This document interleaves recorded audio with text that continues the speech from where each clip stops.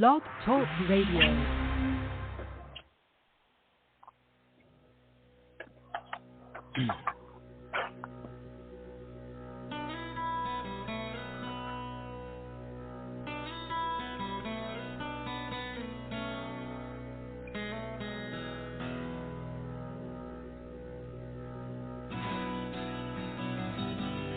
Welcome to Take-Two Radio.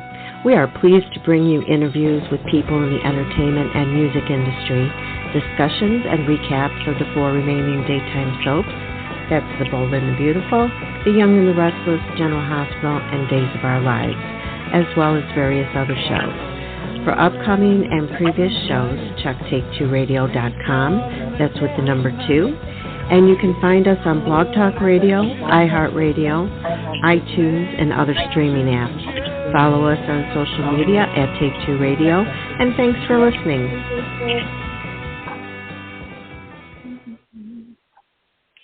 Well, good evening, and welcome to Take-Two Radio Soaps. I am sitting in the host seat this evening. David and Pam are otherwise engaged. Pam, we hope you feel better. And David, hopefully all the improvements that they are doing on your apartment will make you giddy with glee. But I am here with Candy Girl. Hi, Candace. Hi, everybody. And we have Vinny with us. Welcome back, Vinny. Oh, thank you. It's good to be back. It's good to hear you, man. Unfortunately, we're starting off on a bit of a somber note this evening, or afternoon, or morning, depending on when you're listening to the podcast version of this. But if you're with us tonight, the soap world was rocked by some news. And unfortunately, Johnny Wachter, who played Brindle Corbin on General Hospital, was murdered. And it's sending shockwaves through the soap community. Some beautiful, touching tributes from castmates. I saw, Nancy Lee Grahn, Laura Wright. Thank you, Laura Wright. Sophia had a beautiful message. Yeah. And first and foremost, we want to send our loving condolences to his family and friends who are reeling because of the senselessness of it all. From T2 Radio Soaps, you're in our prayers, you're in our thoughts. And just you guys who listen to us on a regular basis know how we are here. So my public service announcement is to please separate the tragedy from the drama that we love to indulge in. There's one thing to stuff like this playing out on screen. There's another thing when it involves families and parents and siblings, people that love this man, and please be respectful out there. Most of what I've seen so far has been, but there's always a few that want to be all salacious and bring out the conspiracy theories and things like that. Honestly, the police will do their job, and we have high respect for the justice system in this country, hopefully, but in the meantime, remember that behind every tweet or post that you put out there may be a family member or someone, even tangentially in his life who are reading that. So let's keep it love and respectful rather than playing in the conspiracy theories and the what about this and the I heard that. I know that, Candace, you're in the soap world on an almost daily basis in your various capacities. So I've seen that, you've had some really, I don't know what to say, beautiful is not the right. You've been quite honest and good about what's been put out there. Where are you right now?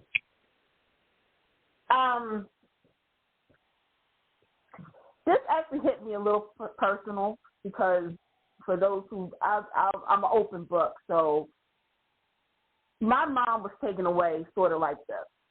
And the thing is, Johnny was actually a year older than my mom when my mom was taken away. And so when I saw it, now here's the thing. I saw a post 2 hours before the news, and it had Johnny's picture, and it was black and white, and it was a heart, and I didn't know what was going on. And then we heard what happened, and first and foremost, my heart goes out to his mother and his two brothers, because a parent should never bury their child. I've always been really, on point with that.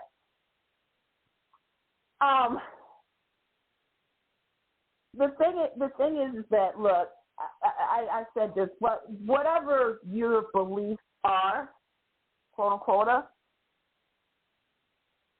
at the end of the day, an innocent man's life was taken away over something, and I'll say it, stupid. As we got more details, we found out this man was protecting a female. And let me just say right now, that's a gentleman. That's a hero, and that's a gentleman, because he was walking a female to her car during the nighttime when all this happened. He didn't put up a fight. He didn't do anything. He literally was protecting somebody, and some heartless, cruel person decided, oh, you know what, let me take his life away because I wanted to convert him. So where I'm at right now is that we lost somebody full of promise and hope. And the thing is that he was 37. That's still young. Like, he didn't even crack. Like, yeah, he did General Hospital. He did Army work. But, he had a future. Yeah. And sadly, he's not going to be, I don't know his status, but he's not going to have any kids. He's not going to be able to do this. Like, he literally woke up Saturday morning, just like the rest of us. I've been using this. He woke up Saturday morning thinking the same thing. Oh, it's Saturday, man, I got to go to the market. I probably got to go do this. And then he thought Sunday, he thought Monday, he thought a Tuesday. And it's just heartless. And I hope they find whoever did it. And I'm sorry. I'm going to be really quiet because there are certain things that I want to say that I don't want to offend, but I do want to say I hope # justice for Johnny. Mm-hmm. Absolutely. And I'm going to say this. It doesn't matter, because I'm going to address this real quick. It doesn't matter if it was California, New York, Boston, Maryland, Virginia, whatnot. This is a problem that we need to solve regarding gun control. And that's all I'm going to say. So my thoughts and prayers goes out to the family, both his biological family, his General Hospital family, because my God, General Hospital, again, and to everybody in Daytime, because I also saw a post from Eric Martsolf. I saw people from Bold and Beautiful and Young and the Rousters and Days also, and the Bay, also sending their condolences out as well. And so this wasn't just a GA. This is Daytime. This is why, again, I say this all the time. Daytime, the soap community, we can bicker and argue all day long. But when one of ours is taken away, we come together. And rest assured, # justice for Johnny. Absolutely. I thinking of what you just said, I saw a beautiful post from Scott Clifton. Honestly, my in-laws are here. It's been a very long and interesting week. I have not been on social medias as much as I usually am. But absolutely, oh my God, when something happens in the soap world, we do see, there's rivalries, there's fun, kind of poking at each other and things. And, hey, I did that storyline 5 years ago. But when it really comes down to it, the soap community comes together and really is there for each other. Vinny, we haven't, you've been pretty busy in your life as well, which is, we're very proud and happy that you could join us tonight. What are your thoughts? Honestly, I was at my family cookout when I saw the post, and I had to do a double take. I think I read the post because the first I heard of it was seeing John Lindstrom's post on Instagram, and it shocked me. And then just kept reading the different posts and getting the news about what happened, and I was thrown for a loop, and I think I'm still to the point where I'm speechless. And it's like you never really think about knowing the actors in real life unless you have a personal relationship with them. But when you're watching, daytime TV, whether it's soaps or any kind of thing, anything that you're really invested in and that been around and been in for a long time, you really feel like you know them. So when, it kind of brings me back to the feeling I had years and years ago when Owen Hart passed away. And when, and hearing about it, granted different circumstances, different situations completely, but when you're watching somebody on TV, when you're really getting to know that character, but also, it's like you read the touching tributes from co-stars and even people that had never been in stuff with them. It really hurts. It's like you feel the loss, you feel the grief. And Candace, I agree with you. This is, it's a bad situation. It could have happened anywhere. It didn't have to be LA. It could have been anywhere. And, I just hope that the police department in LA, they find the people that did it. And again, over a stupid catalytic converter. Like, it's just absolutely ridiculous. He did, he was heroic. He stood in front of his coworker, and just senseless. That's all. It's just senseless. And I'm glad that Candace brought up gun control, and we all need to really think about this. There are more guns loose in this country than there actually are people. We have almost 5 million more guns in this country than we have people. But I do want to do the second round of public service announcement and say, there's a young lady who will never be the same. And let's be kind to her as well. She is going to live with this for the rest of her life. And, let's be kind to her as well. Yeah. It shouldn't. I mean, like, are we that heartless in the world that we have to do? Like, you could have went to Pet Boys and got a converter, okay? You could have went on eBay or I don't know. Is Craigslist still saying Craigslist or T-Mobile, whatever, to get it? You literally had to do. And I'm not just saying this because, look, it happens all the time. Crime happens all the time. But in this particular fashion, seriously, like. But you know what, Candace? Honestly, I'm going to take it down to the basis of base levels. You could have raised that gun. You could have fired a warning shot up into the air and said, okay, I'm busted. Let me get, you ain't going to follow me. I got a gun, and get your butt up out of there. Was it worth it? Well, like he literally this is how this is just Candace doing the reenactment, okay? So from what the report was, allegedly, Johnny and his and I was gonna say girlfriend, but I don't know that, right? His friend's coworker. It was nighttime. He walked to see the car. He saw, allegedly, this is what the brother the report said. He thought that the car was being towed. Yeah. Okay, I can see that because tow zones are a thing, and but he didn't go over there confrontational.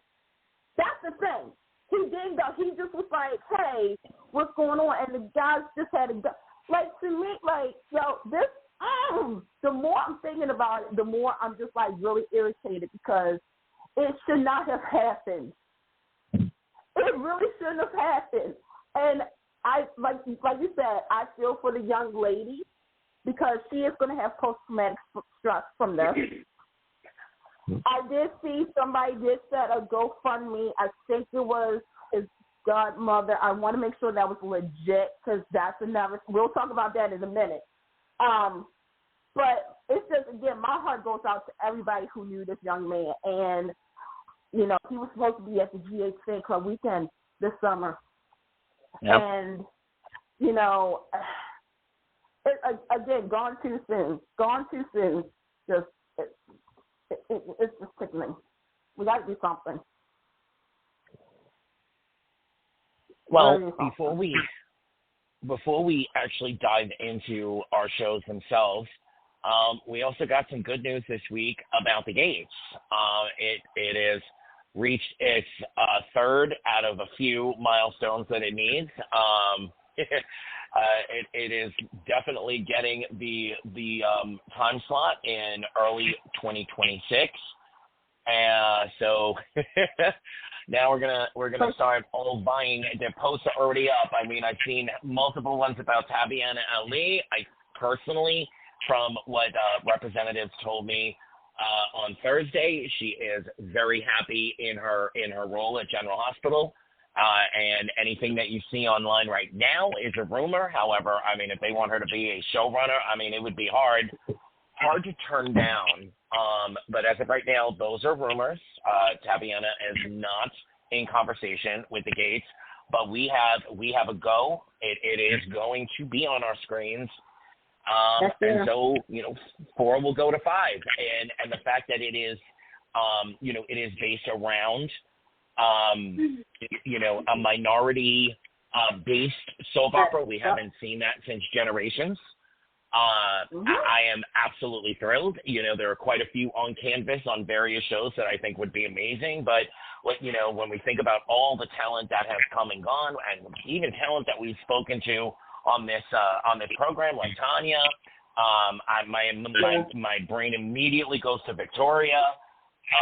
So, you know, stay tuned to Take Two Radio Soaps. Whenever we have information, we will definitely share it with you guys.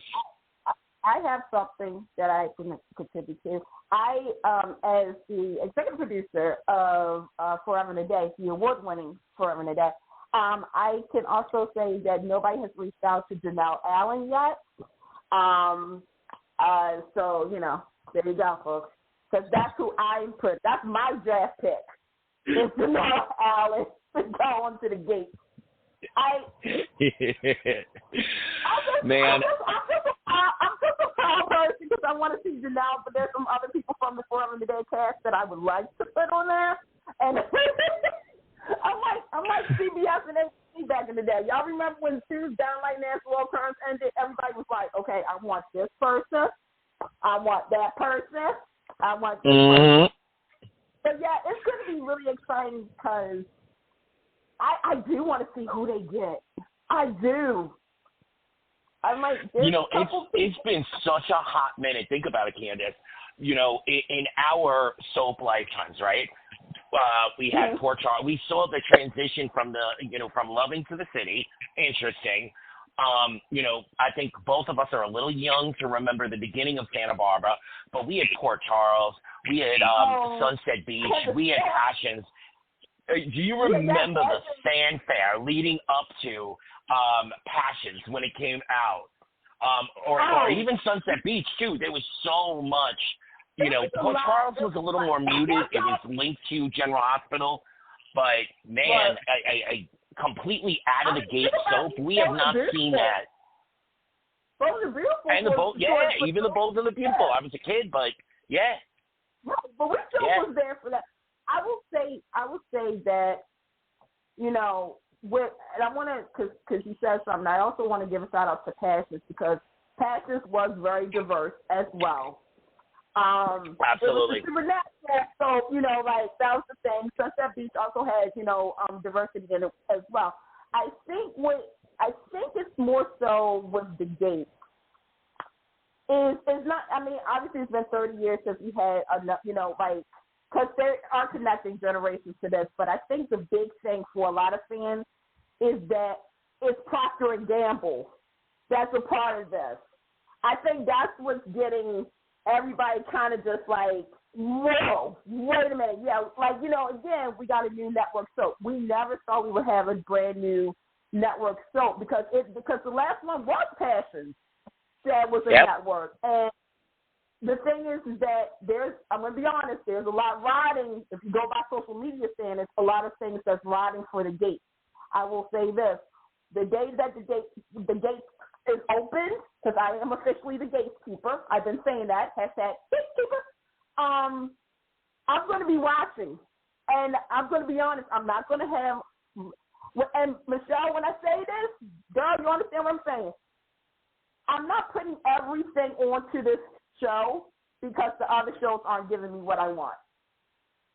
Do you see what I'm saying? Like, okay, Bold and Beautiful is something, Days is it. So the Gates is going to give you everything that I want. And then if the Gates doesn't, then what are you going to say? So I'm excited for the Gates. I can't wait for the promos to come out. I can't wait for the casting news to come out. I can't wait for the merchandise. Oh, that's the merchandise. I just can't wait. I'm excited. I am excited for this transition that we're going to go from having 4 soaps. Yes, 3 are still on network, 1 is streaming. I mean, Hollyoaks, well, I can talk about Hollyoaks in a minute, but we got Neighbors, we got the digital audio. Soap is not dead, y'all. I just want to point that out. So, Vinny, what are your thoughts about the date? Honestly, I to be honest, I haven't been following much of the news about it. I am excited. I am excited for it to be coming on because it does show I don't want to say a rebirth of the soap industry, but more of a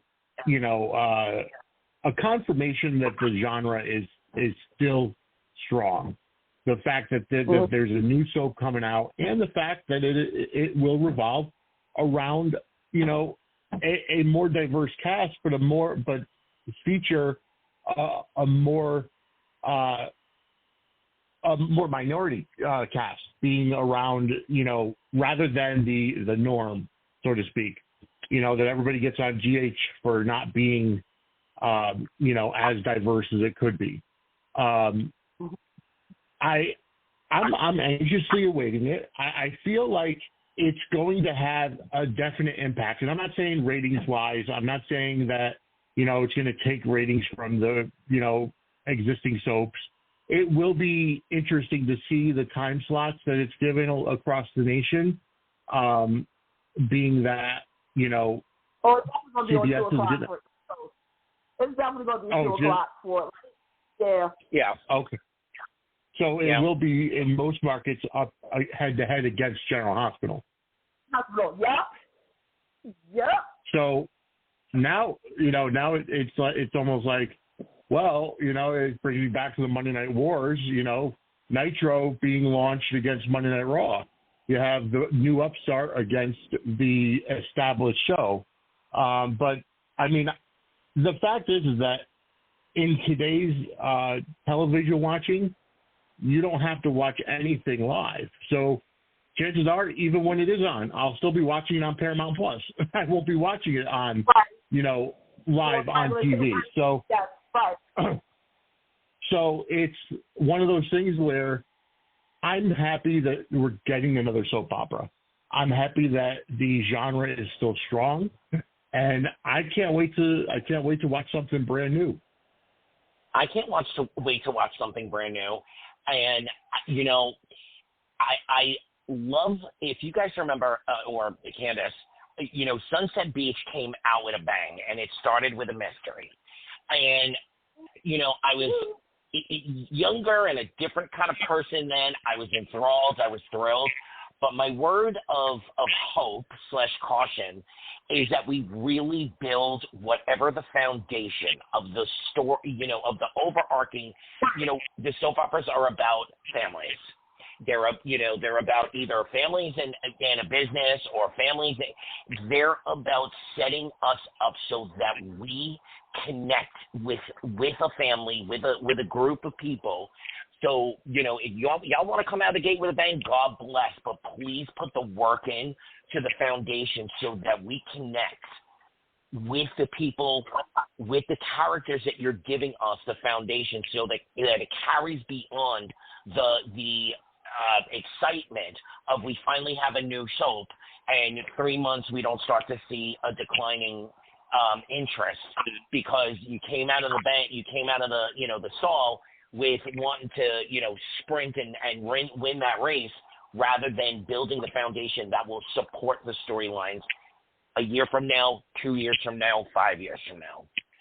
Here's where I have to chime in a little bit with you. I think here's where I'm gonna agree with you, but also give you a different point of view.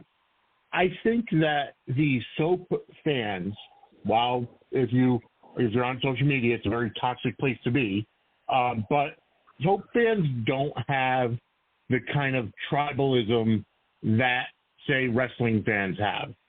So I think that I agree with you that, they have to build a strong foundation and, build the storylines, the characters, get that going. But I don't see it failing. Let me put it that way. I think the fan base for soaps in general is strong enough to have it survive. And I hope and pray you're right, and I'm not disagreeing with you, but I'm gonna say one phrase, and Candace, I think you'll get exactly what I mean. The Bay. Yeah. Girl. Yeah. The Bay. I will agree. Okay, so I'm gonna say this real quick because I'm hearing both of you guys, and I'm agreeing with you guys, but I'm also disagreeing with you because here's the problem. Here's the difference. With the Bay has been around for 10 years. And in that 10 years, a lot of things have changed. Streaming services has become way more popular than ever. Yep. We now have the Netflix, we have the Amazon. 10 years ago, we still had YouTube. We had the beginnings of Netflix, right? Okay. Right. When it came to networks, and yes, I'm using Passions. Passions was sort of kind of thrown under the bus, and there was a reason for that because it took over a soap that was unfairly canceled and didn't really get the true payoff that it truly deserved. And that was Another World. With Port Charles, it was to connect to General Hospital. We knew they did it right. They ushered in a new crop using the old. And with Sunset Beach, all you had to tell me was Aaron Spelling, and I was hooked. Because I was like, Aaron Spelling is doing a daytime soap. The man who gave me 90210, The Heights, and Melrose Place, and Malibu Shores too. Hey, bro, you giving me a soap opera during the day with the dates. Now, fast forward, let's be honest. We had, like you just said, it's going to be on against General Hospital.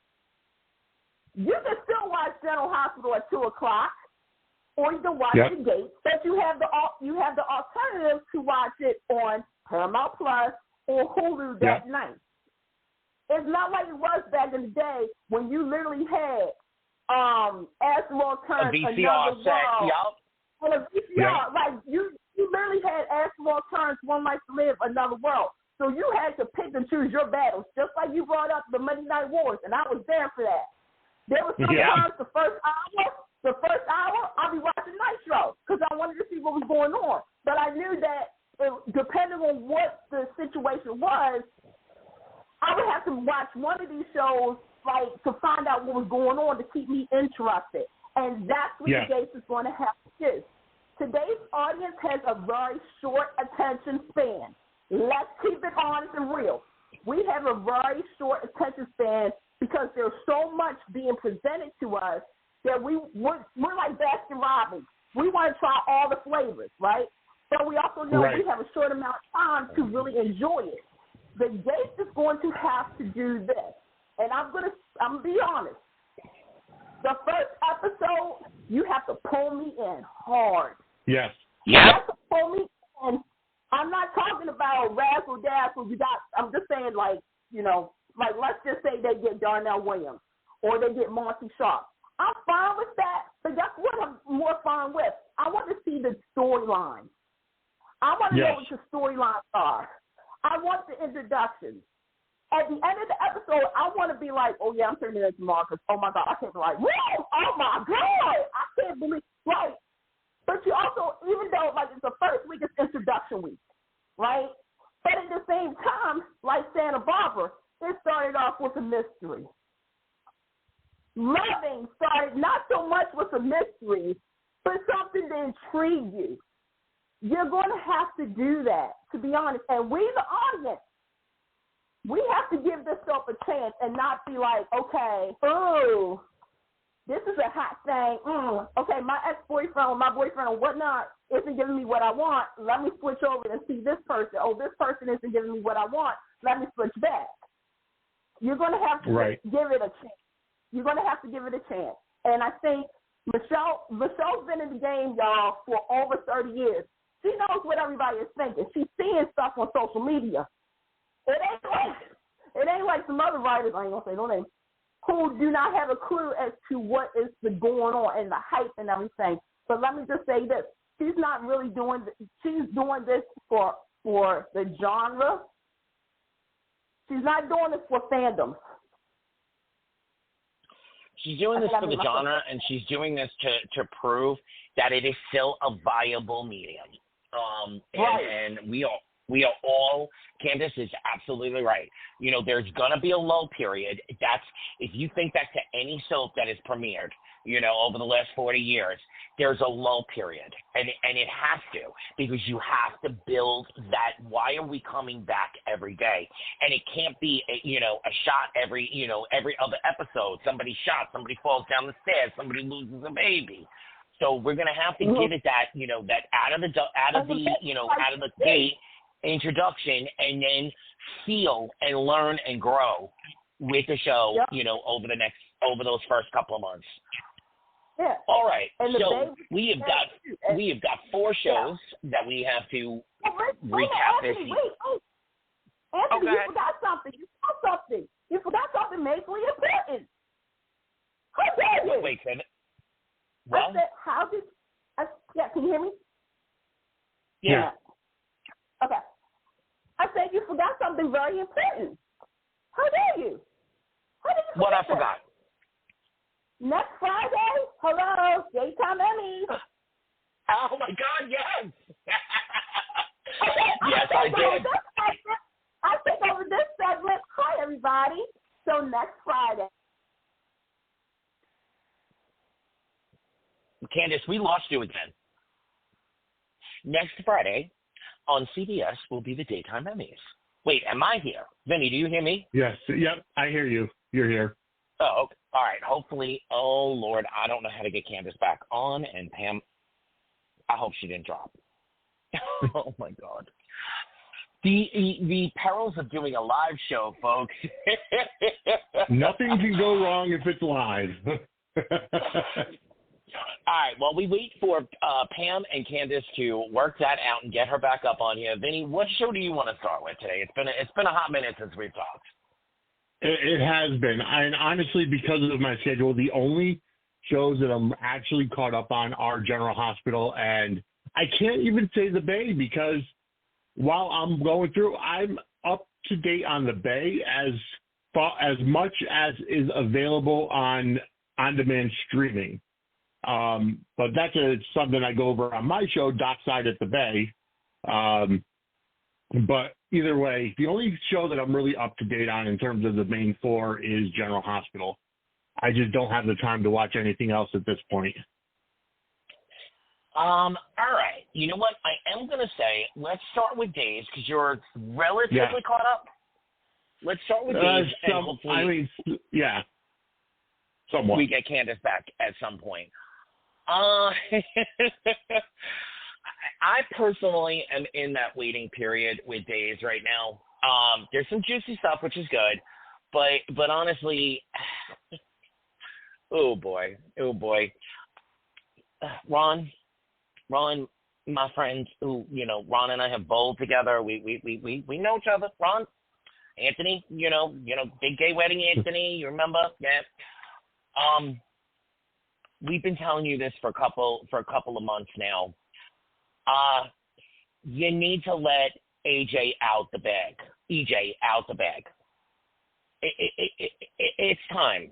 You set it up so perfectly, and you keep pulling back. There's a void in the canvas at this point, and the void is this. we are used to, especially with gays, we are used to being the overarching, the one that they can never quite pin it on, but we all know who's pulling the puppet strings. And instead, you keep giving us these temporary villains that fill a need for the moment, but you have the perfect character to step in and re-Phoenix as the junior Phoenix, as the new Phoenix. And you've got an actor. Dan is so damn talented. You've got an actor who can pull it off.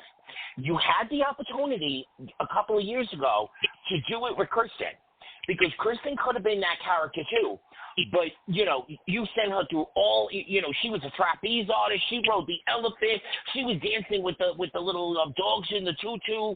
At this point, it's not believable for her to step into the Phoenix role. You really have to give us that with EJ. And that's just the thing. Yeah. Go ahead. No, I was just saying that, with everything, it was everything with Nicole at this point. You teased us with Susan. You teased us so many times in the last year. This could be the point that breaks and says, you know what? I am my father's son, and I'm gonna supersede my father. Because don't forget, there was always that love-hate thing between him and Stefano Proper. Go ahead, Vinny. I'm talking a lot. Oh no, go ahead. I'm listening. I've been watching the news about it. I know that Jude was reunited with Nicole as his mother, or at least that's going to be happening relatively soon. I like EJ. I think EJ has the cadence to be a big-time villain, and I agree with you that they need to really let him loose. Okay, I'm back. I was just talking about and I totally okay. So let me just clarify that as of the 17th of this month, the Days of Our Lives writers are starting to come back.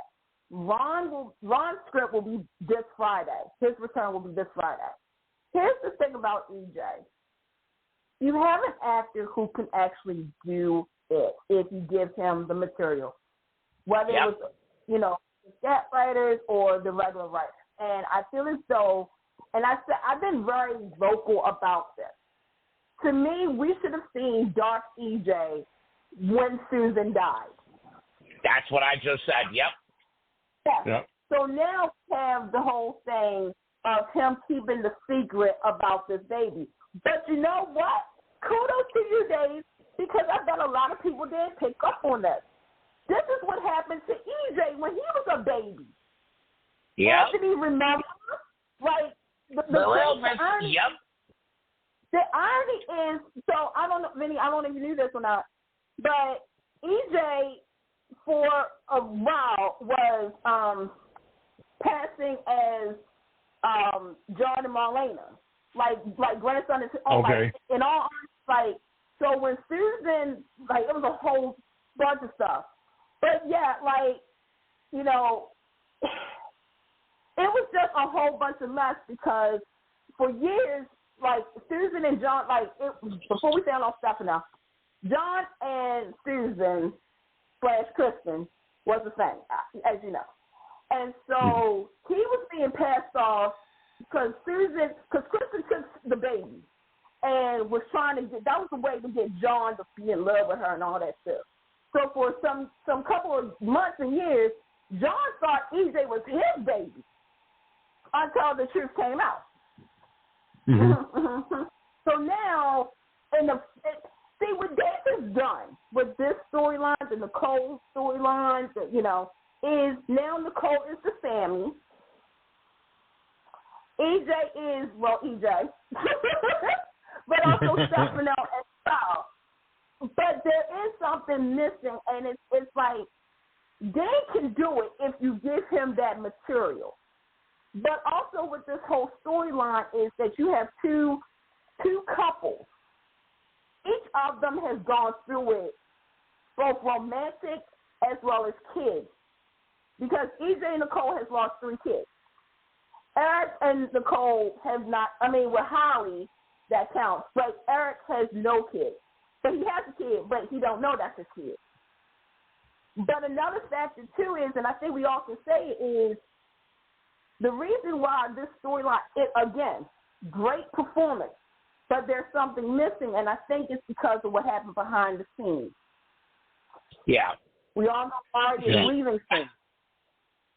This storyline, it was the comeuppance to Nicole for all of Nicole's past years. But the thing is, you spent so much time making Nicole our heroine, our person that we're ready to rise and die with. She made her mistakes. She's atoned for her mistakes, et cetera, et cetera. And so if you were going to do the storyline, you needed to take it all the way. And you needed to be those, for lack of a better way of saying it, those bitch slap moments in her face, which we didn't get. And so it kind of fell flat on the comeuppance of Nicole. It's falling flat on the dynamics between the two couples and the 4 main, entities involved. And at the same time, it's leaving EJ looking, I don't even know what to say. This is Stefano's son, and as much as we want to say about Susan, I love Susan. I will always love Susan. But there's some deviousness in her, too. Yeah. She's not the light to Stefano's dark. She's more the cream that you put in to soften the flavor, so to speak. Well, not only that, but, with this storyline, again, because I'm thinking, I was looking at the scene with Nicole and Holly, and Ashley and Ari have great mother-daughter angst, and I'm like, well, dang, Ari isn't even going to be there much longer. I shouldn't be invested in this, because to me it reminds me of a Mona and an Erica and a Kendall, a Dinah and Vanessa relationship. That's how I I'm right. But then you have EJ, and here's the thing, because I had this debate. Is EJ wrong for what he's feeling? Here's the deal, folks. EJ is sick and tired of losing out on certain things. And the thing is that, yes, Nicole, I'm sorry to say this to you, Nicole, but this is on you. Because let's go back. Let's go back in time. Okay, like Wayne's World. Okay? You can't have Eric. Your fallback is EJ. But you do love that man, too, because EJ accepts you for who you are. Eric, he has to, I'm going to keep it real. He loves you, but you have certain flaws that he can't, look over. Eric, you ain't no saint either, even though you're a high priest. But still, you have your issues, too. EJ feels as though I'm always losing out on certain things. He's a demurrer. A demurrer is not supposed to lose anything. So a little bit of that demurrer blood is in him. But then again, Nicole, here's the thing. EJ could have told you the truth. He would have said something to you once he found out from Salome. And by the way, EJ, tell us, Salome, you got 24 hours to get that baby back. Well, guess what? I'm going to get you, and you got to go. That was a true demurrer moment right there. I'm like, ooh, Salome, you about to go to I'll give you that. Yep. I was like, you're about to go to that island that everybody else is on. But then I was like, okay, then you get Nicole drunk. And I'm like, there we go. This is how it all started. You got drunk, Nicole. You were biscuit date and everything else like that. And you slept with Eric. Now you go ahead. Your whole world is blowing up.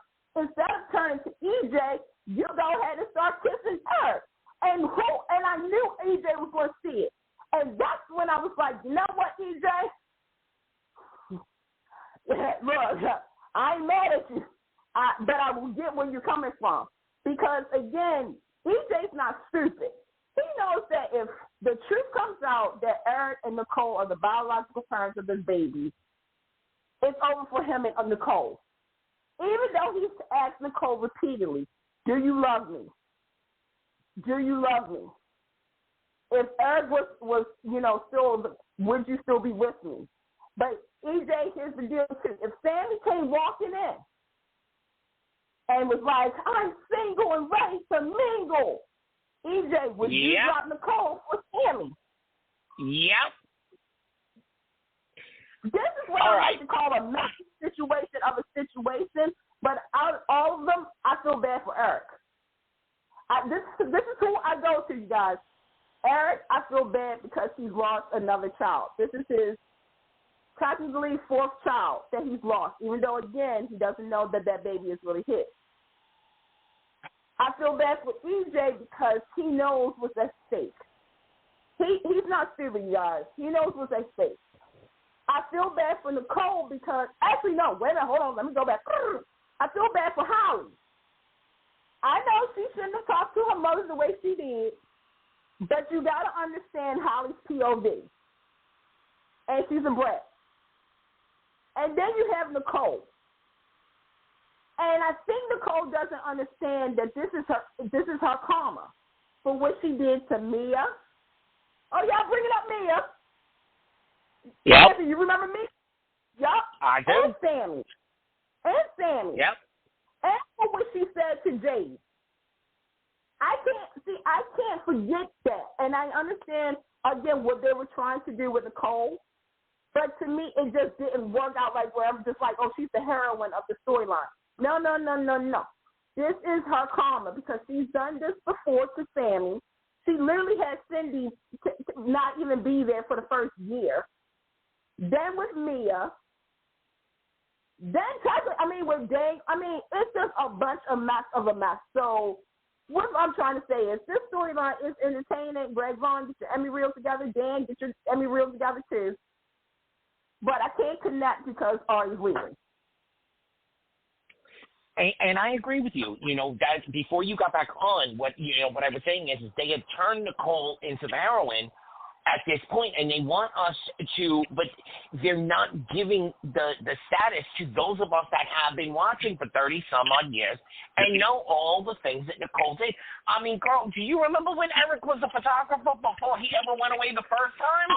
You know, I remember. That history cannot be. Right? So I have a question to both of you, and it's not even about the current storylines itself, but are we hitting or are we missing with our teen set, with our younger set? Okay. Holly, et cetera, et cetera. Then you go ahead first because this is a topic that I was pathetic to this weekend, actually. So, Vinny. I know as much as I do. The only two teams that I really have seen are Tate and Holly. And I wasn't really into the storyline too much. I feel like, they had Holly in a coma for far too long. Agreed. And Tate, I felt like EJ, Tate in jail and then in a halfway house just based on a vendetta without actual proof. You know what I mean? So there was a lot of missteps, in my opinion, that went on far too long. And I get part of the reason why was, Nicole was gone for a little while during that time, which is why, Holly was in the coma so they could do that. But I don't know. I really can't comment too much on what's currently going on because, like I said, I'm not caught up on it. Candace, go ahead, girl. Okay, so when it comes to the teen scenes on soap, we have to remember that some of these writers, not all, don't know how to write for teens anymore. It's not like it used to be like 20 years ago. Which, by the way, Dave, you're so wrong for doing this. Because when you brought this up, I died. I was like on the floor laughing. The youngins, Tate and them, brought up the Last Blast crew. And I was like, you know what? I had to laugh because that's what some of these kids do. Like when they hear, look, we all guilty of this. When our parents say, back when I went to high school, okay, that's fine. That's back when y'all went to high school. We're talking about me. We're talking about my class. We was the best class. We did things right. We know we ain't gonna be like the Faithful. I thought that was funny because in reality, the last Blast Crew, we actually grew. Dave, you did a really good job with that because we literally watched all of these kids grow up. We don't have that on soaps anymore. Yes, there's some people, let me clarify this, that we have watched grow up on TV. Jeannie Francis is one of them, but we didn't see her in high school. We saw her in college. Heather Tom, yeah, well, I mean, she was boarding school. But we don't have a Jonathan Jackson who grew up from 11 years old on up. We don't have an Amber Tamblyn. We do have Eden McCoy. We've seen that girl grow up. We have Hudson West over there. We don't have a team scene where the writers gave them the material for us to really sink our teeth in. It's not, things have changed in the world. It really has. But you need to have that core group to usher in for the next wave. Okay? Oh, absolutely. So to me, Young and the Restless. Yeah, Lily, Kevin, and all of them, they were young. That's why it's called the Young and the Restless. But you don't see, we got Connor. We'll get to him later. But we don't have the Johnnies. We don't have the Lucy, the little Kate. We don't have them. Bo the Beautiful, the young core that they kind of had, we're now seeing as the leads of the show. Dave Rollins, like I said, I give them credit because we are branching out a little bit. General Hospital and Dave. It's just the fact that the writers are not connecting to giving them that platform where they can intertwine with the storyline. Dave Rollins literally, if I have to be honest, Dave, gave us the high school drama, where there was the couples, there was prom, there was, issues with dealing with their parents because some of them couldn't understand certain things. And now or somebody walked in on their parent with somebody that they could not get over. The birth of Sammy. Right. But you had people who was invested in that. But we also got to remember the target audience, they're not for that. They're not for that anymore. Yes, and I agree with you, Candace, right. But let me throw this at you. We do know who these kids' parents are, and soap opera trope is you've got to give us something from the parent to link that character, either something from the parent that they're like the parent or something that they are fighting their entire life against becoming because of the parent. But here's the thing. Okay, with Kate and Holly, here's the deal. With Nicole and Brady, let me start with them. They were the third choice parents for Nicole, okay? But you busted them up, you clean cut them, whatnot, so you can have Kate and Holly be the quote-unquote Romeo and Juliet minus the suicide of Salem, where they're not supposed to be around each other. They're forbidden to be with each other. It's a problem. You rush the storyline. We know who Tate is. We know who Tater Tot is. We know who Holly is. 1 minute, Holly is 5 years old, and now she's 8, and now she's 16 years old, and she's pill popping and boy crazy, and she's acting out. You did not give us a slow build to their parents, especially because, and I'm going to be honest, it reminds me of, what is his name? Trip and Allie. Yes, but wait, rough. You know what, though? Let's play the contrast for 1 second, though, because where they did it right years ago was JJ and Abigail. You couldn't have done it more right with those two characters as far as building them into the legacy based on the history, etc., but still playing into the current way of telling soap. Like, you could have, another factor is, Days Were Alive, Sierra and Theo. We've seen these two grow up. When I say, Sierra was a little heathen. I'll be honest, Sierra Brady, girl, you used to steal jewelry and think you were slick. But you wrote Theo, poor Theo. He was but he was her best friend. They were buddies. we saw them grow up, and then, obviously Sword Central happened, and then we saw what happened. You don't have that investment anymore, and it's kind of sad because, look, let's be honest. One day we're not going to have Deidre and Drake or Stephen and Mary Beth. We're not going to have Eric Braeden, Marilyn Thomas Scott, and all of them. You need to start doing this. So all of you guys are General Hospital, however, gets a little pass, though. Because they are doing stuff with their youngins.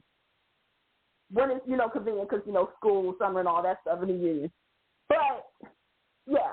So I just wish I wish it was like it was back in the day, but I understand why it's not like that. And I can tell you from somebody who just started, watching, like I said, this was really my first year watching all 4 soaps.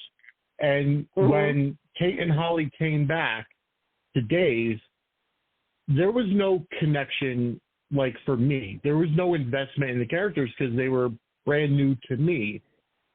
Had they, and I think what could have possibly happened, or could possibly happen is, have them mentioned a little more. Like, it almost feels like if somebody's not on screen, they're not mentioned at all either. Even if it's a child, a kid that's, living with a different parent on the other side of the country, they're not mentioned. So they're not fresh in viewers' minds, or even reminding the viewer who they are, or introducing them as new viewers.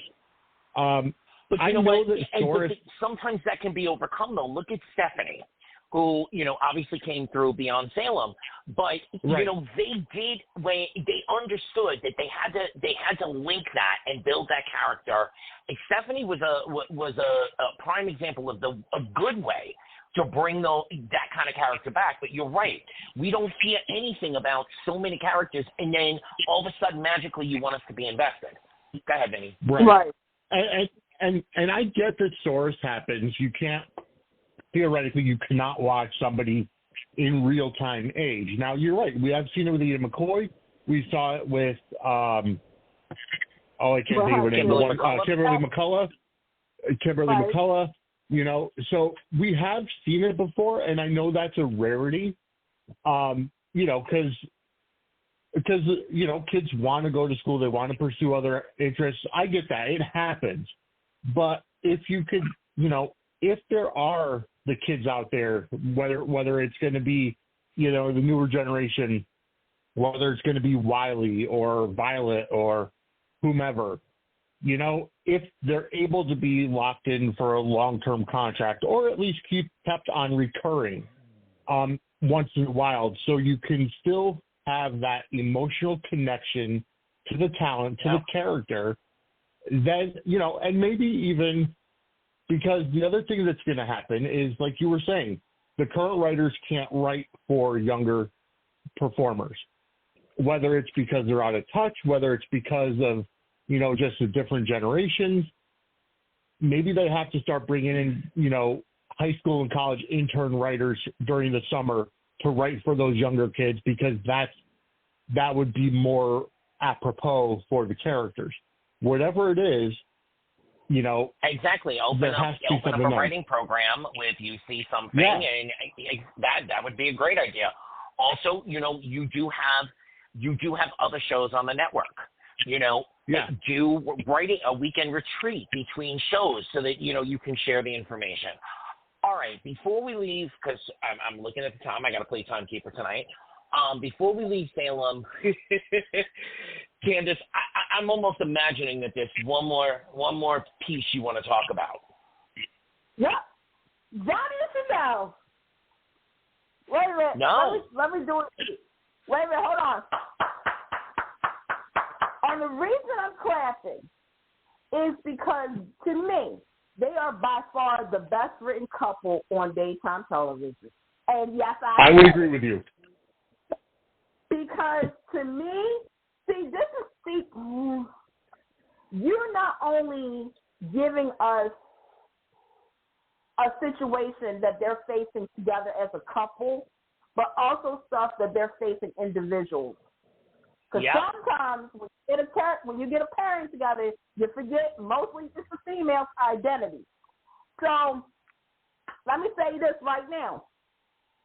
I find it very interesting Dave has gone this route, but I'm glad they went this route because it's a topic that everybody is talking about. And I'm, for one, am very proud to say, Dave, you got me, because I really did think she was going to terminate that pregnancy. I really did. But Dave was like this, Candace, baby girl, look, we fooled you with Doug, saying y'all thought he had Alzheimer's. No, he was really the devil. So guess what? Chanel and Johnny are going to keep the baby. But real talk. And here's the thing about EJ, because I saw a lot of people saying, well, EJ was wrong for what he said. No, he was being the concern. He was being the voice for everybody else in the back. He's like, Johnny, what do you want? What do you want to do? How is this going to affect you? Because you're being very quiet. But I understood Johnny. Johnny doesn't know what to say because the thing is that he doesn't want to offend Chanel. He doesn't want to say the wrong thing because he knows that this is a very sensitive and emotional topic, right? Okay, we got Chanel. Chanel is going to feel a certain type of way because partly the reason for this, because of what may be wrong with the baby, is her mama's fault. See, Chanel's going to feel a certain type of way, and I know everybody was like, well, she should feel a certain type of way to her mom. Yeah, she should, in a way. She's in her moment right now, you guys. Yeah. Because she feels as though her mother shouldn't have done this. If her mom didn't do what she did, there would have been a 75% chance that this baby and her, because here's the thing, I'm going to be wondering if something down the line is going to happen to Chanel. Even though Chanel has been cleared, who's to say in 6 months something's not going to happen to her? So, with that being said, Chanel feels a certain type of way. With Paulina, see, this is what I'm talking about. This is Umbrella. This is the Umbrella storyline. Paulina did what every parent would do. Paulina did what every parent would do. The police ain't doing anything. Such and such. Y'all taking forever today. I'm going to go and find my baby. I don't care about my radiation. She wasn't thinking at the time. When you're a parent, look, no, even, I'll take that. When you're about to do something, sometimes you don't think until after you do it, right? We're all guilty of it. So she was in that moment. But now she realizes, oh, crap. And she was like, I'm not talking to you. I don't care. Happy Mother's Day, whatever, bye. Like, you got another daughter you can talk to, bye. Johnny has to be the one to kind of be like, okay, I'm going to keep quiet for right now while I'm trying to get my stuff together. Because, again, Chanel is very vulnerable right now. And like EJ said, you know, maybe you need to terminate the pregnancy because who knows down the line what's going to happen. And I love the fact that Days of Our Lives has brought in Felicity. I like that name, Felicity. I love the fact that we have the young lady playing her, and she's connected to homeboy in high school, their brother and sister. I like the fact that Chanel can talk to her and get her POV of how she's been treated growing up. You see, that's what Dave is doing. See, and I need for everybody to start watching Dave. In all honesty, I know Dave gets a lot of, but by far right now, if I'm going to be honest, Bo is entertaining me, but Dave has got me hooked. There's storylines on this show that I'm just like, yes. So I structured this conversation this way because honestly, you and I both mentioned Ron in our specific ways. There's a lot of good happening right now on campus. A lot of good stuff we hooked into. We pointed out a couple of things that you need to tweak and play with and bring back to reality, et cetera, et cetera, et cetera. You know where you need to do some storyline, like jumping through the hoop right quick. But the stuff that's working is really, really working. We're really, really invested. So take the gift because it's more gold than it is work that needs to be fixed. Take the gift and continue and play with us. This is the show that, you know, I think it's today. By the way, today is Deidre Hall Day in Los Angeles. Hey. Hey. The fact this is the show that did Sid, that did Lexi's brain tumor, that did that. Like, they know how to do emotional storyline with a meaning. Because, again, when we heard Chanel was pregnant, especially the fact that she was exposed to radiation, and honestly, I bet, and I'm guilty of it too, I sat down and I was thinking, what is Chanel going to do? If I was in that position, what would I have done? And I think the majority of us probably was thinking it's going to be a termination because it's a lot of stress. It's a lot of finances. It's a lot of things to deal with a child that I don't want to say not normal because, look, all kids are not normal, okay? They just have their own. To deal with a child that is going to need a lot of extra support. Well, I always say they're unique superpowers. I always say that because that's what they have their own superpowers. You know, there's some things that, like Anthony, you have your own superpowers. Like, you're a unique superhero. I'm a unique superhero. Vinny's like, we're all different. But it is a little bit more, especially if it's Down syndrome and stuff like that, too. And I applaud Days of Our Lives, because, again, the Days of Our Lives are coming back into their fold. So this story actually started with Sherry Anderson and them a little bit. So I have to give credit where credit is due, is that I feel as though everybody sat down and looked at that whiteboard and was like, okay, this is how we're going to keep this as much as we can. We're going to keep it going. We're going to keep this going because there's something there. There's something there. It's emotional and it's controversial. And you have your players. Because, yes, Dan has two stories that will be involved with kids. Carson Boltman and Raven that's the stars. They're the stars of this storyline. Yeah, Carson both of them are amazing. And the fact that they get to play with the supporting players that are also amazing. You know, Jack A, I honestly, 2 years ago, I thought to myself, all right, what is she really going to do on Days of Our Lives? Okay, Jack A, girl, let me do your Sandra. Ready? Yeah. All right, we do really do need to move along. And since we really didn't touch on General Hospital at all, we're going to give them a little extra love tonight. Ooh. Okay. I'm going to start out. I think that General Hospital made the absolute right choice. I put it all out there on social media, and this is exactly how I feel. You gave us red herring after red herring in this Gregory storyline. So we was waiting at one point for the miracle cure. We was waiting that it was somebody was giving him something weird. It was not happening at all. You took us down all the different roads. I love you, General Hospital, but ALS is not something that the rest of the symptoms you could do well. I love you, but this is not the storyline for you. So thank you for bowing him out in the middle of his sleep peacefully. Thank you. I have. Thank you for tying up all the loose ends. I thought the wedding, it was our version of a Luke and Laura wedding. You know what I mean? We got 4 days of wedding. We got multiple storylines coming to it. We got a classic soap wedding on a now soap budget. But man. And Tracy. Tracy. Oh, man. Yeah.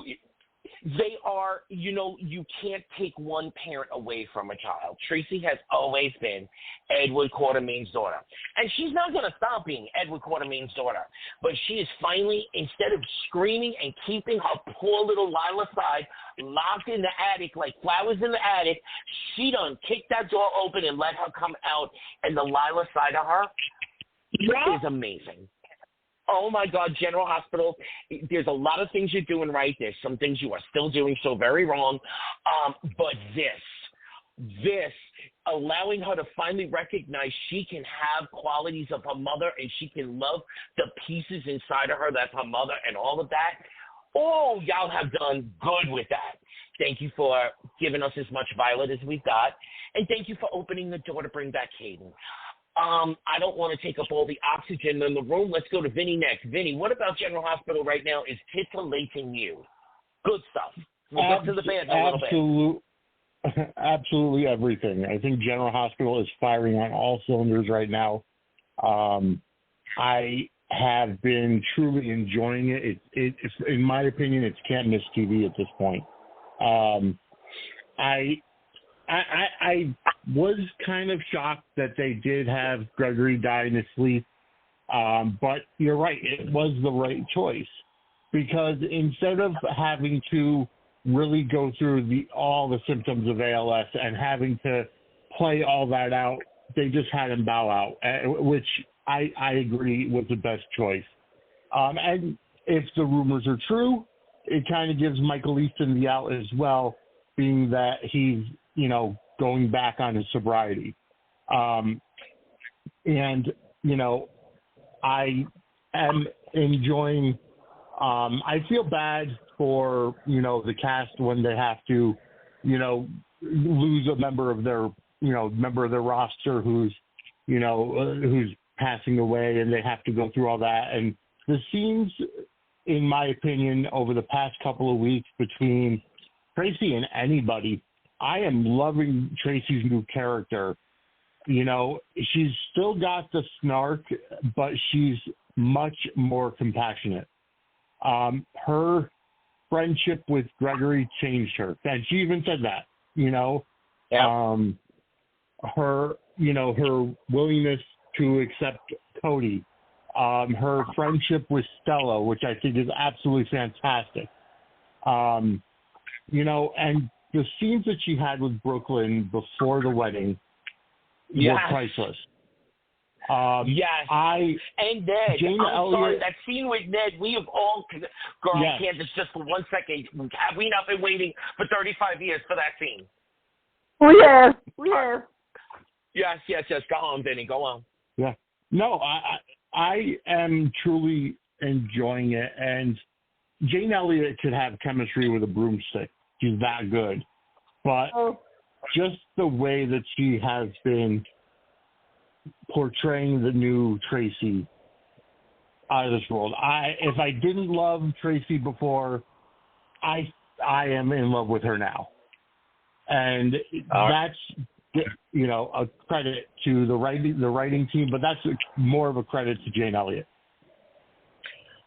I absolutely agree with you. To your overall point, I will definitely say that everybody, as far as the actors are concerned, are so on point. But the amount of dialogue that is happening, let's take Anna for a second. The amount of dialogue that is happening around Anna is about the writing, absolutely, but it's about Vanola being able to play it and give us, we are all in, okay. Having said that, I think it is firing on almost all cylinders. Any other storyline before we go to Candace that is really titillating you? What I just want to say is overall, I think, and I heard on Stephen Bradford's podcast recently when Kirsten Storms was interviewed that all the actors are excited when they're getting their scripts now. And I think that's what's also leading to the overall tone of the show being so positive, in that the actors are in good headspace.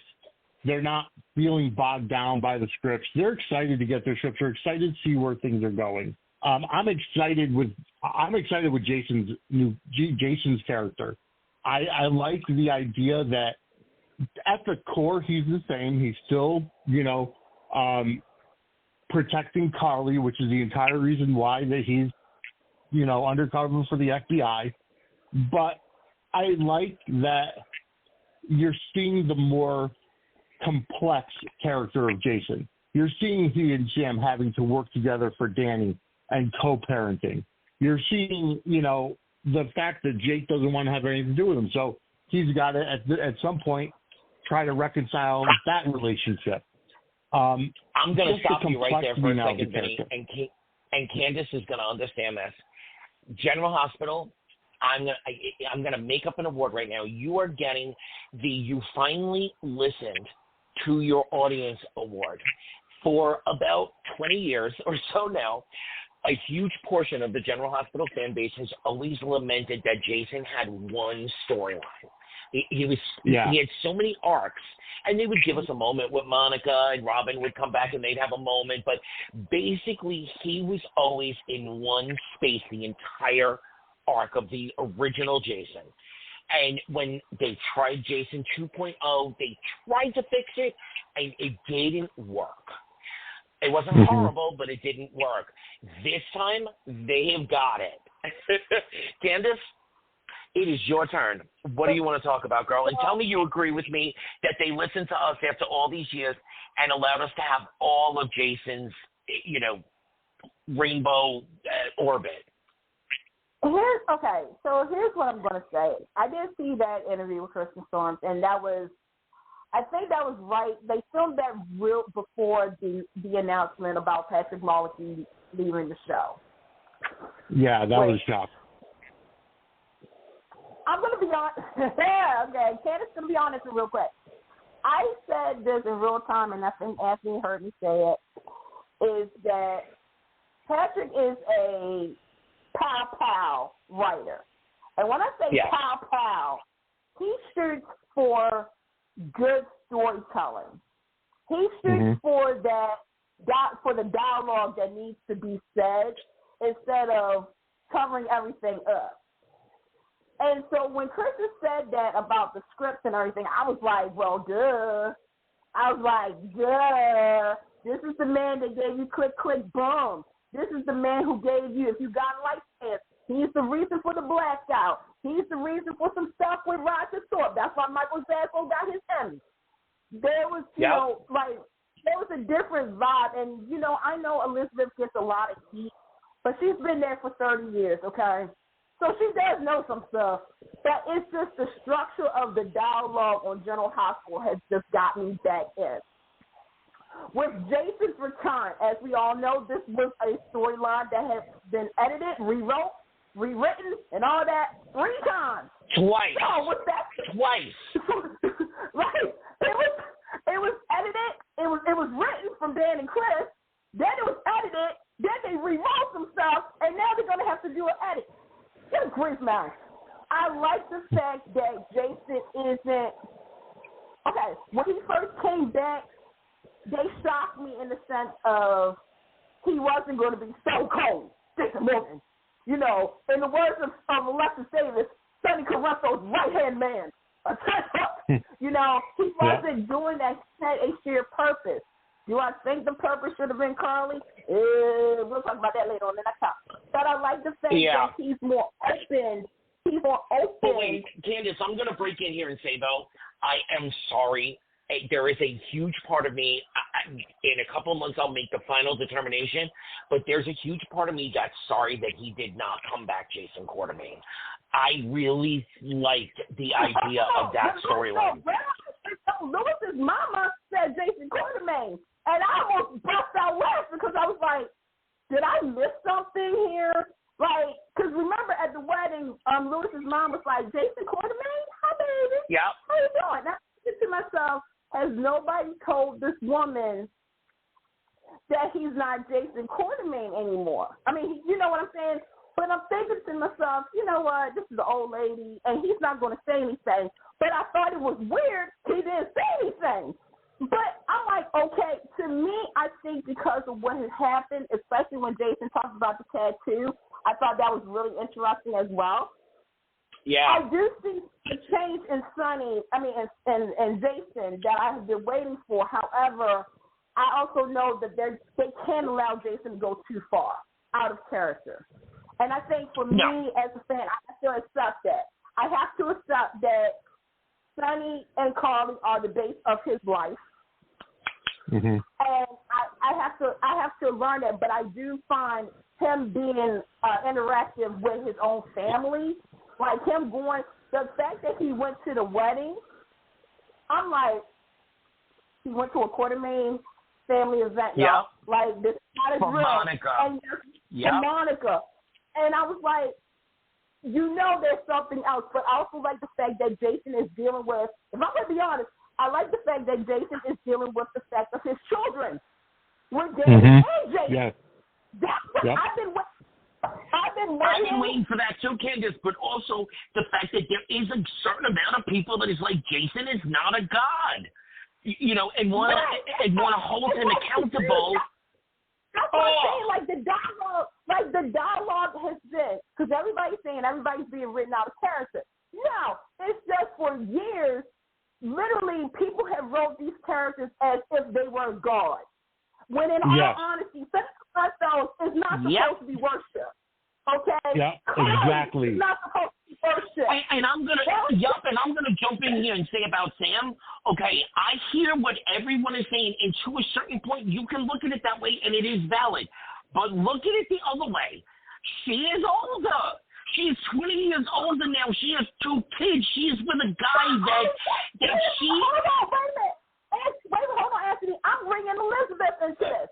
Because here's the thing. For all of those who keep saying, well, Elizabeth and Sam, Look, I'm going to be honest. Say Liaison fans, say J-Sam fans. What's up? I'm y'all mutual supporters. But I always have said this. You can't blame Jason on all of this. It takes 2 to tango. Sam knew exactly what she get involved in with Jason. And so did Elizabeth.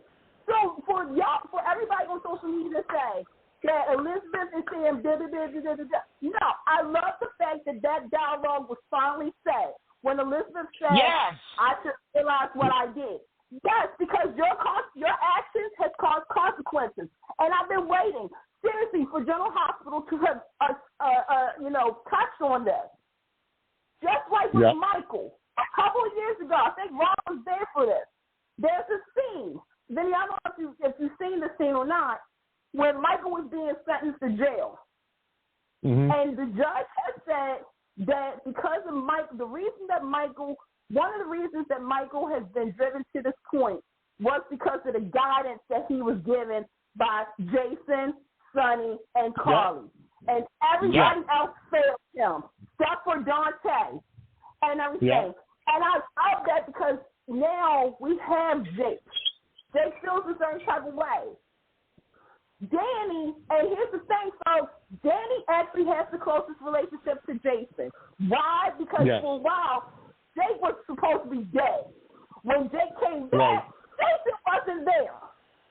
So, they have a real weird dynamic, but I'm here for it. I am here for it. I'm here to see how it's going to play out because Jason now has become the character that I've actually wanted. He now has to pick and choose his battles. Yes. He's been gone for two years because of Carly. Who's your girl? That's your girl. That's your ride or die. But you got to answer for it. Right, because but for you 2 got to years, answer for it.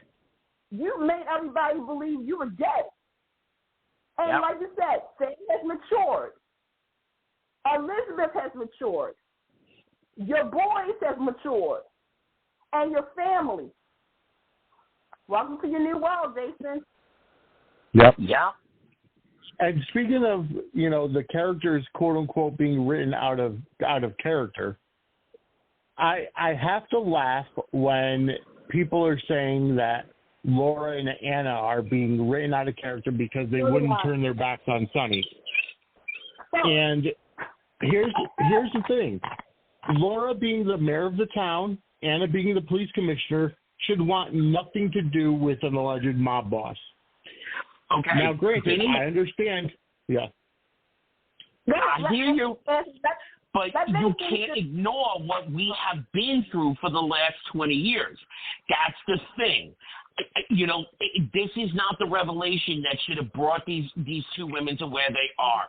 I'm sorry, they know him. They have been through crap with him. It's not fair to all that we have lived through at this point. Go ahead, Candace. But not to cut you off, Minnie, but I got to say this. With Anna, she doesn't know Sonny as well. Okay. Anna wasn't there for when Sonny was there for Robin. Okay. Okay, I understand that. Yeah. Anna wasn't there. Okay. However, with Laura, there's a lot of. Okay. They've been through cases. They've been through hostage situations. They've been through it all. Sunny has been a part of Laura's good and bad. Because here's the thing. When they came to town and whatnot, yeah, Luke and Sunny were cool and everything. Then you had Stone. Then you had Lucky kind of being like working for Sunny for a minute there, but not in that sense. But also, Laura feels that Sunny has brought a lot of danger to her family. If it wasn't for Sunny, Nicholas wouldn't have gotten shot in the throat. Luke wouldn't have gotten hurt. Lucky wouldn't have died in the fire. Because, she blamed him for a lot of things. But Lord, for those who keep saying Lauren's being written out of character, I'm going to even connect the Heather stuff. This is the same woman, folks, who for over 30 years was married to her rapist. This is a woman who looked at the good of the Cassadons.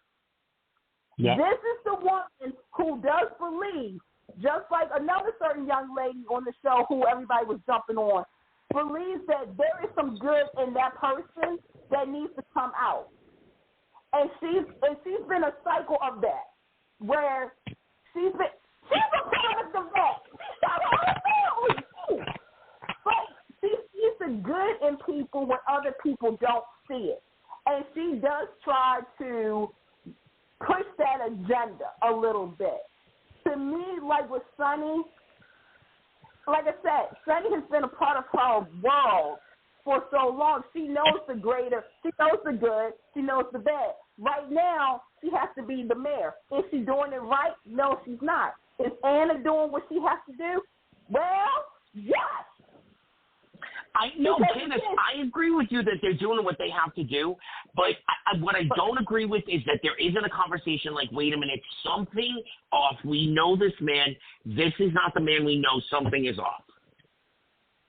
But see, I think we're going to get that, but not like it's a slow build because like with Sunny right now, nobody knows what's truly going on with him. And for those, real quick, who say he doesn't know what's going on. Except for Ava, but I also got to say this, too. Sunny knows something is off because there was a scene either last week or the week before.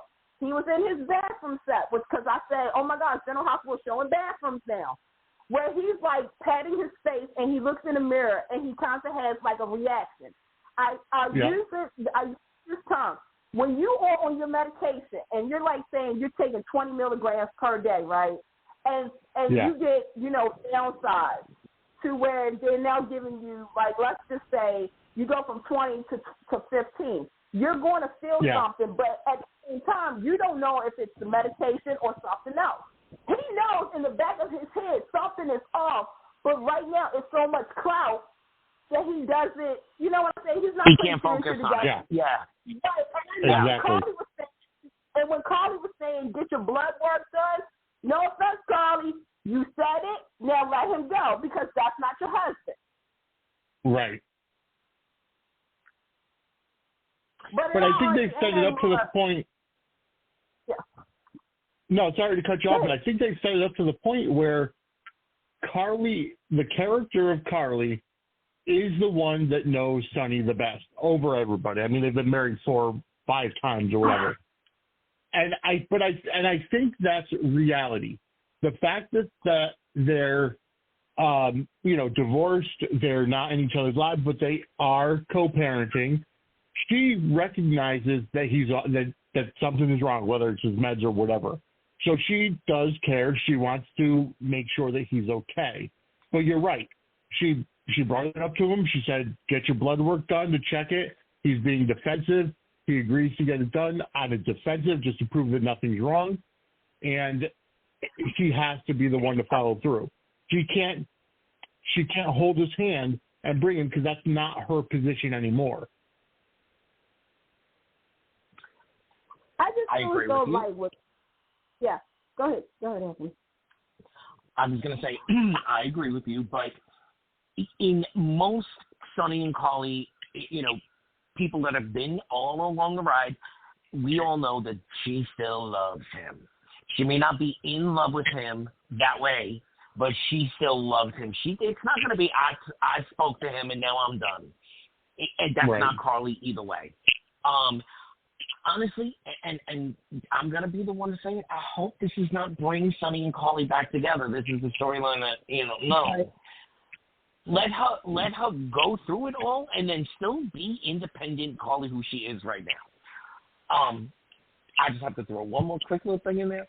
I'm sorry. I might be one of like 17 people on the planet, but I am loving Drew and Nina. Loving them. Oh, yeah. Absolutely. I love it. Yeah. I don't like anything else about him. In fact, I kind of cringe when he's in any other scene with anyone else. I cringe. But I am loving him and Nina. Go ahead, Candace. Too late for me. It's too late for me. You had 2 years to do something like this, and you choose now all of a sudden for whatever reason. I think for y'all who knows what I'm saying, hit me up on Twitter. Now all of a sudden you're doing it. Like, to me, this was a not so good turn of events, because I said this should have happened 2 years ago. This should have been set up 2 years ago. It's not like they didn't text Drew and Nina before, because they did. I don't know what happened. I have my thoughts and theories about it, but now all of a sudden you're allowing Drew to breathe. You're letting him be like, oh. Now what really doesn't make sense is political person is now grooming him. Okay. Right. Okay. And then that's where I'm saying General Hospital isn't on fire. I'm loving Alexis and the law thing, but this space right there, no. Go ahead, Candace. Okay, real quick about the Alexis thing. Again, to the writers, thank you, because we have to wrap this up. This is something. Look, we fans have been screaming Alexis needs to be a lawyer so we can have the Molly versus Alexis battle. Because if you're not going to bring Serena Baldwin, I need to see mother and daughter go at it in the courtroom. I love the fact that you brought that back up. And yes, I know it was PG. I know that it was a death sentence, but I love the fact that Lane Davis was on. I like this. I'm like, come through, America. Yes, this is the second go around. Well, Jason Elias can do it, so can General Hospital. God darn it. I love the fact that they're like having this conversation, because I was like this. I was like, oh my gosh. I'm like, are they gonna bring up Santa Barbara? Like, you know how they do tongue in cheek stuff? And Patrick was there. So it's like, are they going to say that this guy's been living in Santa Barbara with his daughter? Like, are we going to have a moment where somebody says, you look like this guy knew back in the day? I was so waiting for all of that. But I'm glad that Alexis is going to, it's the 30 days, which is actually a legit thing, to be reviewed and everything. But I thought that was kind of cute. Ellie and Mason back together again. I just thought that was good. I did. I was like this. I was like, man, cue the music. I was like, did. But then, also, real quick, because there was something else that happened. Okay, Stella, Tracy, and all that stuff. Okay, yeah, that was it. All right. I just wanted to make the mention of the whole Lane Davis and Nick Nancy. They still got it. All right, well, Candace, we spent some time, and we should, because we skipped them last week. All right, let's go to Los Angeles, girl. Fill us in. Wait a minute, hold up. I didn't get my thing about the Finn and Gregory stuff. Oh, go ahead. Real quick, I'm going to be honest. Michael Easton, I clown you for a lot of things, but I think that was by far your best performance on the show. It was real. And like I said, I saw everybody saying certain things on social media. And again, look, it could have, should have, would have. Greg Harrison should have been Jeff Weber. This should have been Elizabeth Story. It would have had more of an impact. However, with that being said, that didn't happen. To me, it kind of personally, I got affected by this, because we all have that parent or grandparent or great-grandparent, if you're lucky, that kept saying, you better hope I live long enough to see you A, B, C, D, F, G, right? So the fact that Gregory kept telling Chase, who was by far his favorite child, that, I hope to see you marry the love of your life. I hope to be there, da-da-da-da-da. That was on his bucket list. the fact that Finn and him had an argument, that's real life, right? Like, again, there's people that we probably had arguments with or we didn't call, and then we find out, they passed away. I thought they deal with it the best way they could. I will say this. One of the hardest things to do is a parent explaining to a child about death. And so the fact that Violet was all excited for touching the bouquet, and then she was like, yeah, we got to go and stuff like that. But when Finn came home and he realized that nobody, you couldn't even hear a breathe, you could tell Finn knew something was wrong. When he went in and he did what he did, my heart broke for him. And I'm going to be honest, if you know the story, I don't know, Vinny and Anthony, if you watched the Alan Locker, Michael Fairman Stand Up to Cancer event, but it was revealed that Michael Easton was there when Kamar De La Renta, who played Antonio, passed away. He was in the room. So I'm thinking, we got emotion on top of emotion here. The fact that his father is gone and he replayed their final conversation, and then he explains to Violet what's going on. And then he goes ahead and he breaks his sobriety. Look, regardless, because this was the topic too, while he was doing drugs, regardless of the thing, he was trying to feel numb. So if he couldn't get the drugs, he had alcohol. That's another substance. He broke his sobriety because he was hurt. I thought the way he talked to Chase was really good. I thought Elizabeth, I had an issue with because, yes, she's dealt with this before because of Lucky, but also at the same time, that's her niece. Violet is her niece. So she's trying to get her out the house. Another thing is that when she said, and I'm going to be honest, I hate when I want to say hate because hate is a strong word. I dislike when people say this, especially when it's the same day of the event. I can't imagine what you're going through. You're right, you can't. So see, that would have been my line. Like, you're right, you can't, Elizabeth. You can't imagine how I'm feeling right now. Because your dad and your mom been gone for 25 years, so technically they're already dead to me. So that would have been my line. Thank you very much. I'm just here to accept my Emmy later. But, she was doing that. But then what really got me upset was her and Portia. Yeah. Oh, my God, yeah. Let me, real quick, before we go to Los Angeles, Stephanie, the Portia and Elizabeth thing, because everybody's on debate. Yes, they're friends. But like I said before, when you go through the hospital or general hospital's doors, your friendship is out the door. When you go in, you're working, your co-workers. You can care and whatnot. Portia, I do think you came on a little too strong. Elizabeth, okay, you said, okay, I'll tell you, Finn, of course Finn's drinking.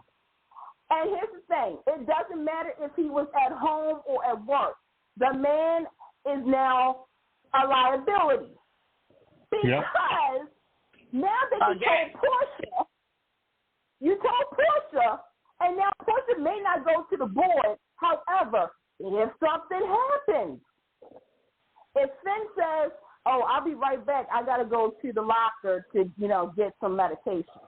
Or if Finn drops a medical utensil, or do a medical mistake, that's what Portia can do. Go to the board and say, well, Finn was, reportedly drinking. Who told you this? Nurse Elizabeth Weber. So I'm just going to keep an eye on this. I think this may be connected to the alleged rumor that ME is out, but we'll see. We'll keep a watch on it. But I think that was by far a good performance.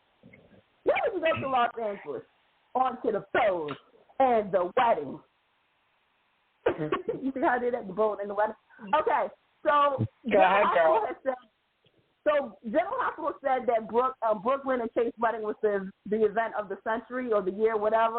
No, boo. It wasn't. I mean, it was a great wedding. Love that wedding dress. However, the wedding of the year by far was Sheila Carter and Deacon Sharp. Let me talk to you. Then you got that, right? Oh, yeah, I did. Yeah. Yeah.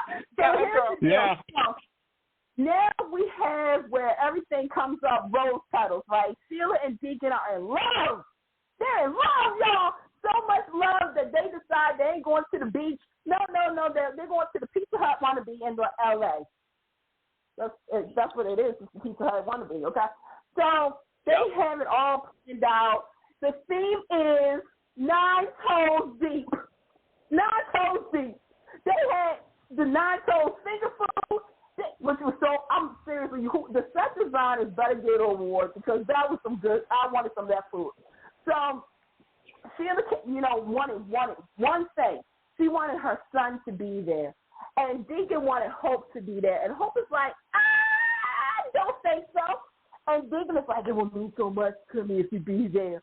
I know it would mean a lot for Sheila, too. At the same time, Finn is being told, like, it would mean a lot for your mom, you go, stuff like that. Steffi is like, don't you dare go because da-da-da-da-da-da. Hope felt a certain type of way, and that's Steffi saying, so basically you're controlling Finn what to do. And Steffi was like, we can't be near Sheila. Sheila's not good for our health. Speaking of health, Hope had some headaches and some tension when she saw Finn, and Finn decided to massage her, and then all the tension went away. Yeah. So then, before that, we also find out Luna is not pregnant. She's not pregnant, you guys. Yep. But again, the big talk of the town is this wedding. So what happened was, it was family pizza night. So Finn went to the pizza place. As, Sheila and Deacon are getting ready to, walk down the aisle and all that stuff, tell Death Do Us Part. Hope is there looking like, why the hell am I here? And so then the lady tells Finn, there's like a private matter. Sheila and Deacon and Hope all see Finn. Sheila's like, oh my God, I can't believe you're here. You're still here. And Tom, that's his name, right? Tom, right? Tom performed the ceremony. I got something to say about that. But Deacon looked out for him. And Deacon and Sheila are now married. But Hope is like, so are you going to tell Steffi where you was at? Because I know she's probably blowing up the phone. And Finn is like, yeah, I got to tell her the truth. And Finn did tell, if you watch today's show, spoiler alert, he did tell, Steffi. And then Steffi saw the photo that Tom took appear on the social media account of the pizza place. And, of course, William had something to say about it, too. But he was just there to get pizza and watch the kids, and then he left. Yeah. And that was Bold and Beautiful. I'm just going to say it. Wait, and also Poppy and Bill, they're starting something. And Katie, hey girl, came and she was like, so you had him first? And Poppy was like, yes. We had a deep love. Girl, you only had a one-night stand. And, so Katie has a little bit of, I want to say green on her face. So, yeah. But, it's the Bold and the Beautiful. Okay. So I'm going to say this. First off, I'm actually really liking Bill and Poppy. I don't know about long-term or anything like that, but it's giving me some good scenes. Girl, Katie, girl, please, girl. Okay, that's all I'm going to say about that. I expected nothing less from Sheila and Deacon, okay? They were acting out like they were on a reality television show. It was the best. I felt like this is so over the top. What's the word? I don't know. But it was like they were on a reality television show. And it was love is finally found, and love is celebrated, and love is blessed, and now we have drama, and I need my love. And then they show everything happened, and the fairy tale done come true. And I'm going to cause some trouble on the other side of it. Ooh, bonus. Yes, Bold and the Beautiful. Perfection.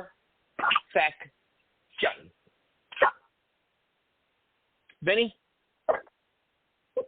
I am so far behind I can't even comment. Yeah, but well, wait till you see it. Candace. It's the wedding of the year. I'm sorry. Hands down, the wedding of the year. Let me tell you something. I never thought in the years that I've been watching these shows that Deacon Sharp and Sheila Carter would be that couple. The couple, a married couple at that. You mean to tell me that Sheila is now Hope's stepmama and and Steffi's mother-in-law?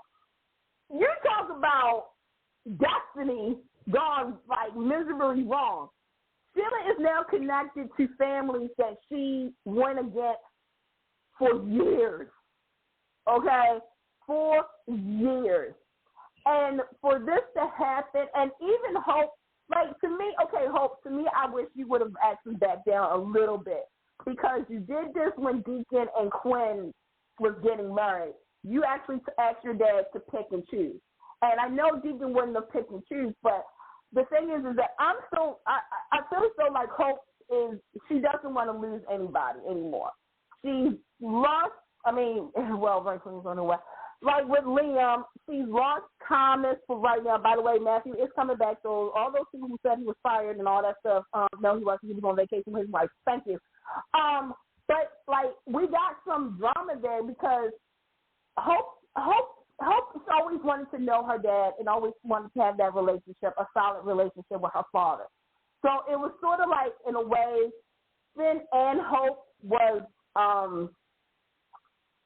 bribed, but blackmailed. I don't know what the word is to be there. With Sheila, look, Sheila is getting all her glory right now. She got the man.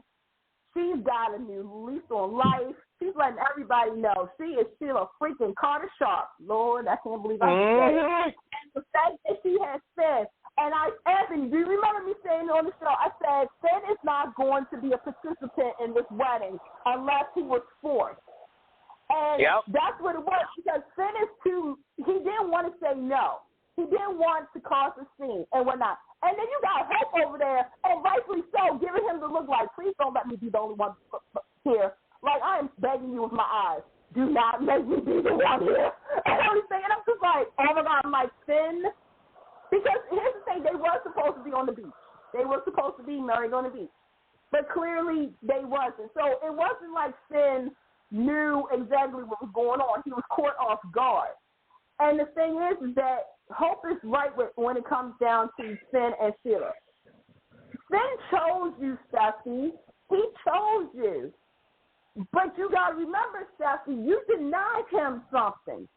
Before he met you, he wanted to know who his biological mama was. And yes, it's unfortunate that it happens to be the lady who has given your family for over 30 years misery. It's unfortunate, but you still kind of took something away from him. So, yeah, I'm curious because to me, Steffi, you know you're wrong for that. Because if the roles reversed, he would allow you to have that moment, but he's not stupid. He knows what Sheila is capable of. He's not going to be like open arms, stuff like that. He knows what has happened. So when Steffi had found out where he was at, like she's like, oh, so you went to the wedding? You went there? Let the man explain what happened before you go ahead and jump down his throat. And that's I'm going to be honest. And I like Steffi and Finn. I really do. But this is why there's going to be problems, which actually goes to what I said. This is all Sheila's plan. Sheila has been wanting to get at Steffi. She didn't have to a gunshot will do it, obviously.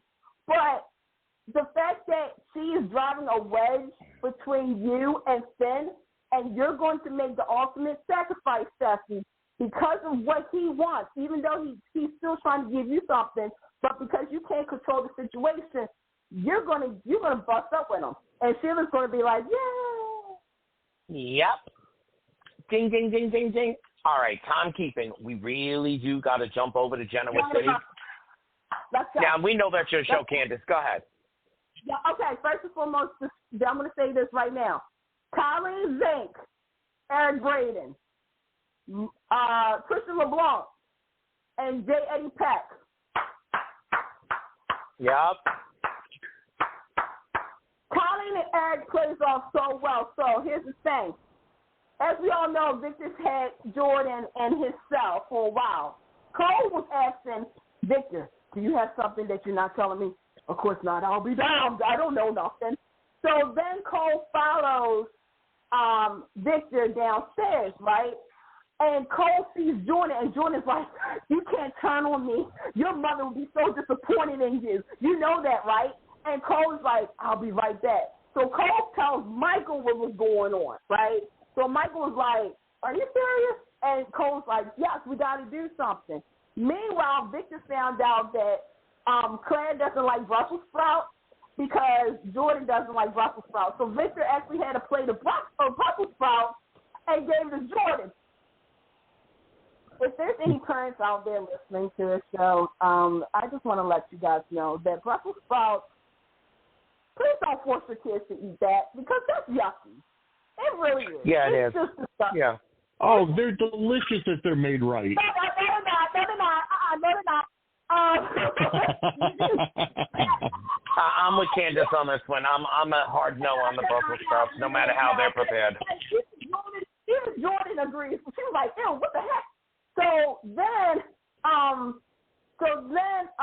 Jordan was like, you're going to pay for this. And Victor's like, all the stuff that you've done to my family, no, you're not. And the question that was brought up on social media and in our little chat stuff was, do we think Victor is wrong for doing what he's doing to Jordan? Personally speaking, hypothetically, if this was a real situation, yes. However, this is Victor Newman. Heck no. He's doing exactly what he's supposed to be doing because the police can't do anything about her. This woman has snubbed out, burned, pushed, pulled, and everything to get out of the system. So Victor Newman knows only one thing to do, and that's protect his family, and that's what he's doing. However, on today's episode, he told Jordan, you can go to Paris. You can go to Europe. I'll fly you out there. And Cole is like, you're doing the right thing. You're doing the right thing. And so before that, Victor crosswalked Jordan, not Terrell. Yeah. Sorry. And Cole and them were like, you're doing the right thing, right? Well, Victor was like, no, because you and Michael turned and betrayed me, and I won't forget it. Cole, it's been nice knowing you. I'll sing at your service.